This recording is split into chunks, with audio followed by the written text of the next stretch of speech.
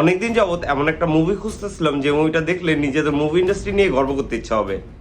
যদিও আয়নাবাজির মতো মুভিগুলো আমাদের মুভি ইন্ডাস্ট্রিকে অন্য একটা উচ্চতা দান করেছে, তবুও অ্যাকশন মুভির ক্ষেত্রে আমাদের মুভি ইন্ডাস্ট্রিতে কোয়ালিটির ঘাটতি বড়ই লক্ষণীয়। কিন্তু শাকিব খানের তাণ্ডব অ্যাকশন থ্রিলার জনরা একটা রেভলিউশন সৃষ্টি করেছে।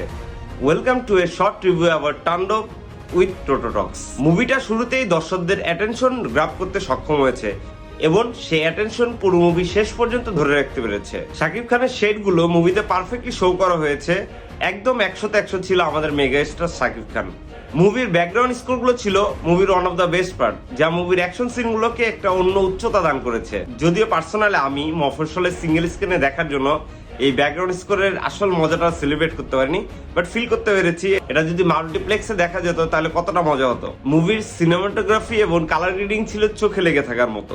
সাকিব ছাড়াও মুভির বাকি অ্যাক্টরসরাও মুভিতে বেস্ট দিয়েছে তাদের। নতুন হিসেবে সাবিলা নূর ছিল সাবলীল। মুভির অন্যতম পার্ট ছিল মুভির ক্যামিওগুলো, যার মাধ্যমে রায়হান রাফি তার নতুন একটা ইউনিভার্স শুরু করলো বাংলা ফিল্ম ইন্ডাস্ট্রিতে। সবশেষে সবার কাছে একটাই রিকোয়েস্ট, হলে যে মুভি দেখুন সেটা সিঙ্গেল স্ক্রিন হোক অথবা মাল্টিপ্লেক্স, আমাদের মুভি ইন্ডাস্ট্রিকে বাঁচিয়ে রাখুন।